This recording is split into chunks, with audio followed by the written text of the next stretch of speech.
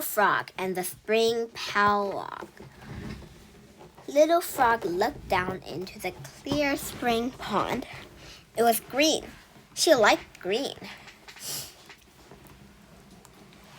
But now those of little, long, sterile, dark dots sailed through the water. Buddy, the green brother, sisters, cousin, Mama Frog called them. Trouble, thought Little Frog. Little Frog liked being an only. She liked finding the best lily pad, where she could sit and soak up in the sun.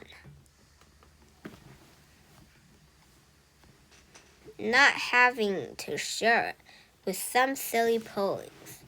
She loved having Mama Frog and Papa Frog all to herself, except maybe when they scold. She loved getting the first and the biggest slice of Mama Frog's shoe fly piece, and second, and if she really wanted it, thirds. She preferred the pond clear and polliwog, and all hers. Well, except for Papa Frog and Mama Frog and Uncle Frog and Auntie Frog and the slippery silver fish that splash along the waterlands and the toads. The toads were loose enough cousins for Little Frog. But now there were all these tadpoles, Papa Frog said. She must call them. Then they were always straying up the pond bottom, bumping into things, crying out for attention, getting in the way. Where will all these pills live when they're grown? Asked Little Frog. This is not like a great big pond. Tadpole, Papa Frog reminded, and as most of them will not become frogs. Mama Frog put her arms around Little Frog.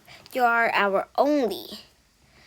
She sounded sort of sad.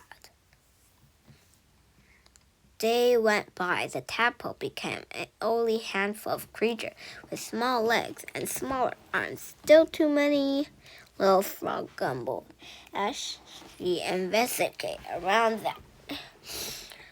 Then reached out to grab her without a new arm tangled in their new legs.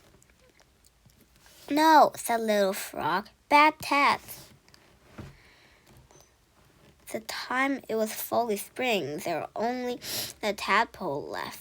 Little Frog thought them ugly and annoying, but Mama Frog held them in her arms. She sang them frog-illable, called them dumpling and greeting. She used to call Little Frog that. Little Frog sat alone on a lily pad and felt terrible, horrible, sorry for herself.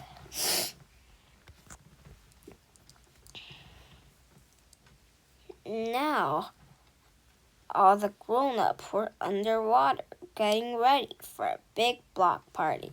There would be greens and shoe fly piece and galley of bug juice, so no one saw the big red boots and the long, shiny pole and the string nets. No one but Little Frog pounding on the pads. Suddenly she remembered Uncle Frog warning, boys with nets, and off you get.